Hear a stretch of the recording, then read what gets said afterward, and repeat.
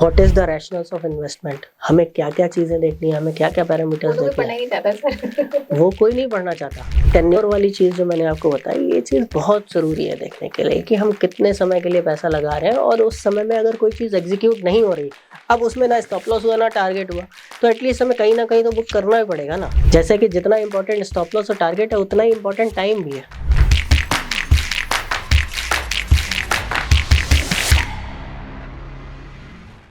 Decision कैसे सही होगा? स्टॉप लॉस, टारगेट, टेन्योर और बहुत सारी चीजें। एक फोरम है जिसमें कि 100 लोग बैठा दीजिए आप एक क्वेश्चन पुट करें, अगर मान लीजिए कि 90 लोगों के आंसर यस में होंगे तो मार्केट उसका उल्टा कर देगी। तो सबसे पहले अपने फाइनेंशियल एडवाइजर से डिस्कस करना चाहिए कि क्या ये मेरा थॉट प्रोसेस सही है, या हम उस स्टॉक में इन्वेस्ट कर सकते हैं। अगर वो कहता है यस, तो जरूर करिए। तो सर फिर यहाँ पे एक चीज और खड़ी हो जाती है, तो फिर जी। लोग वहाँ पे स्टॉप लॉस और टारगेट को फिर लोग इतना यूजफुल नहीं समझेंगे ना, तो वहाँ पे क्या उनको ऐसा करना चाहिए कि वो उस चीज को प्रॉपर वे में मैनेज कर सके? राइट। देखिए, पहली चीज़ तो ये है कि स्टॉक मार्केट में सक्सेस पाने के लिए, रेगुलर रिटर्न बनाने के लिए स्टॉप लॉस मैंडेटरी है। लोगों का ये सोचना होता है कि हम स्टॉप लॉस लगाते हैं तो हमारा स्टॉप लॉस उड़ जाता है, लेकिन ऐसा बिल्कुल नहीं करना है कि आपको स्टॉप लॉस लगाना ही छोड़ देना है। क्योंकि बहुत सारे इन्वेस्टर्स, बहुत सारे ट्रेडर्स मेरे पास आते हैं, वो ये कहते हैं कि भाई मेरा स्टॉप लॉस तो उड़ ही जाता है, इसलिए मैंने स्टॉप लॉस लगाना ही बंद कर दिया। जी सर, बहुत होता है। It is very wrong. देखिए, ये मार्केट आपको टेस्ट करता है। मार्केट आपकी लॉयल्टी टेस्ट कर रहा है, आपके पेशेंस को चेक कर रहा है, आपके डिसिप्लिन को चेक कर रहा है ना। आप एक बार स्टॉप लॉस लगाएंगे, स्टॉप लॉस उड़ेगा, 2 बार लगाएंगे, 10 बार लगाएंगे, स्टॉप लॉस को उड़ने दीजिए। स्टॉप लॉस का काम ही उड़ना है, कोई बात नहीं। कई बार ऐसा भी होगा कि स्टॉप लॉस लगाएंगे और टारगेट को अचीव कर जाएगा, फिर आपको रिग्रेट होगा। ठीक है, अगर मान लीजिए कि आपने कोई टारगेट लगाया, वो टारगेट तो हुआ लेकिन उससे भी 10-5% और ऊपर चला गया, तो भी आपको रिग्रेट होगा। तो मार्केट क्या है? मार्केट एक रिग्रेट मशीन है। आप कुछ भी कर लो, इसमें रिग्रेट तो रहेगा ही रहेगा। बट अगर आपका थॉट प्रोसेस ये है कि मुझे मार्केट से या इस ट्रेड से इतना पैसा चाहिए और उसके अगेंस्ट में मैं इतना रिस्क ले सकता हूँ, तब आप क्लियर हो जाएंगे। उसमें आपको ना रिग्रेट होगा, ना ही खुशी फील होगी, क्योंकि आपका थॉट प्रोसेस बिल्कुल सिंपल है कि या तो इतने जाएंगे या इतने आएंगे। जब इतने जाएंगे या इतने आएंगे, इनमें से एक काम होना है और मुझे नहीं पता है कि कौन सा काम होना है, तो हमारे दिमाग में ना ग्रीड आएगा, ना फियर आएगा। ना ये आएगा कि हमारा स्टॉप लॉस उड़ता है, ना ये फियर आएगा, ना ये दिक्कत आएगी दिमाग में कि हमारा स्टॉप लॉस काट के टारगेट हो जाता है। स्टॉप लॉस अगर मान लीजिए आपका हो भी जाता है, तो स्टॉप लॉस के लिए आप एक काम कर सकते हैं कि एक तरीका है मेरे पास में जिससे आप अपना स्टॉप लॉस बेटर कर सकते हैं। आप पिछला स्विंग देखिए, उससे भी पिछला स्विंग देखिए। अगर आप बाय कर रहे हो किसी भी चीज को और आप शॉर्ट टर्म में स्टॉप लॉस लगाना चाहते हो, तो जो टाइम फ्रेम पे आप देख रहे हो उसमें जो सेकंड स्विंग है, ठीक है, तो उस सेकंड स्विंग के नीचे आप स्टॉप लॉस लगा दीजिए। हाँ, मोस्ट ऑफ द टाइम यही होता है सर। या तो लोग बहुत बड़ा स्टॉप लॉस लगा लेते हैं या बहुत छोटा स्टॉप लॉस लगाते हैं। उनको रहता है कि हमने छोटा लगाया है तो टच करके निकल जाएगा, ये अपने रिस्क से ऊपर का स्टॉप लॉस वो लगा लेते हैं।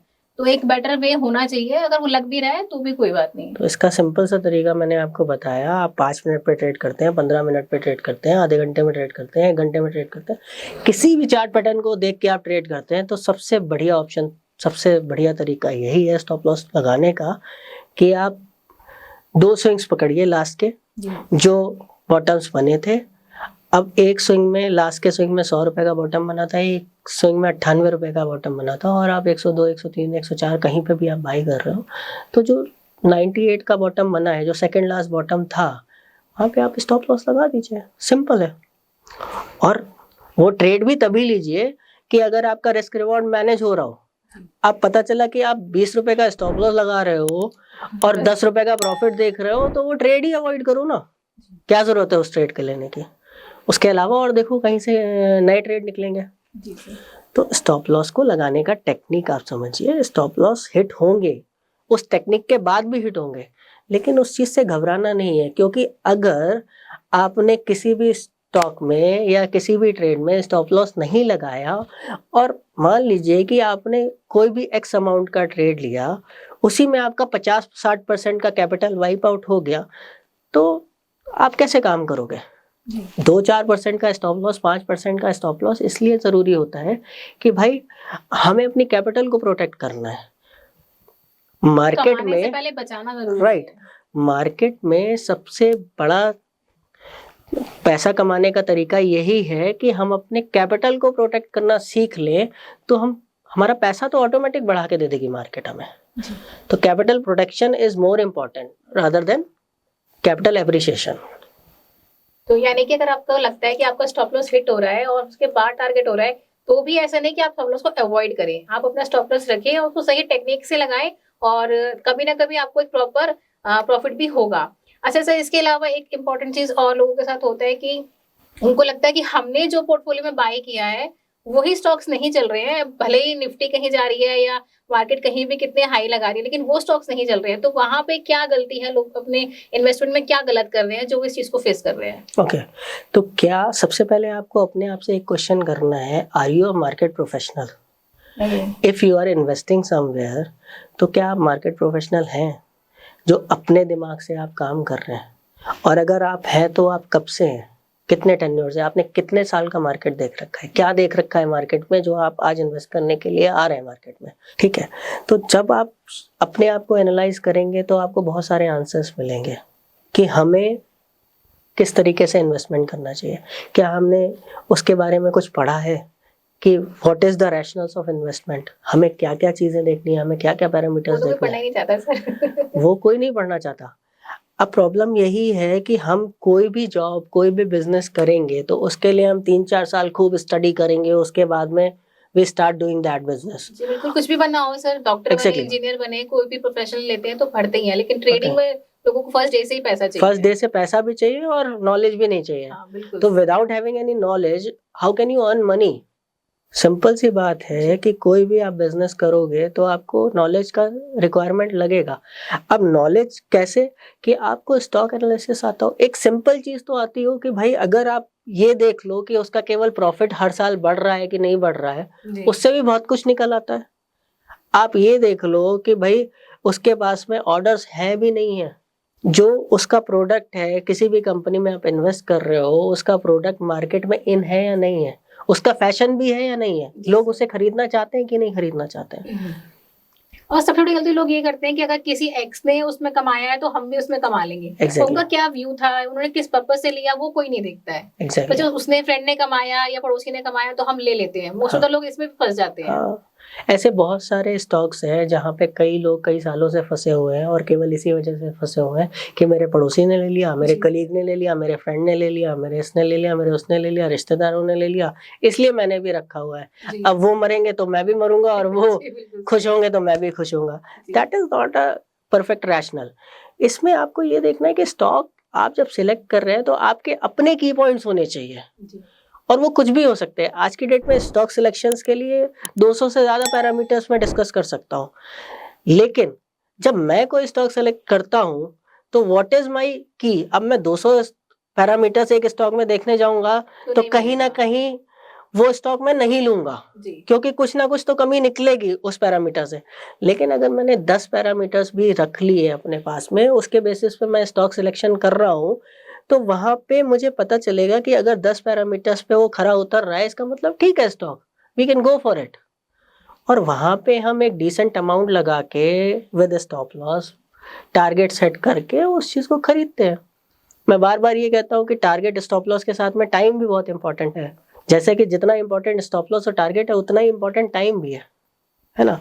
तो ये तीनों चीजें अगर मैच कर रही हैं आपके पोर्टफोलियो में और आपको लगता है कि हाँ अगर ऐसा हो गया जो मैं सोच रहा हूँ, उससे मुझे डिसेंट रिटर्न आएगा, तो जस्ट गो फॉर इट।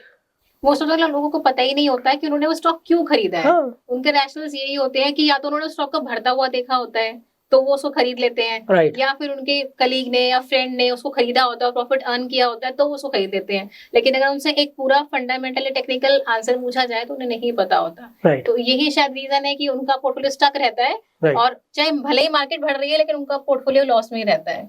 देखिए सीधी सी बात है, जैसे मैंने पहले भी बताया आपको कि जो स्टॉक की सजेशन कौन बंदा दे रहा है, जी। वो कब से है मार्केट में और वो क्या कर रहा है, उसने अपने लिए क्या कर लिया, ये जानना ज्यादा जरूरी होता है रादर देन कि उसका सजेशन फट से मान लेना। ठीक है।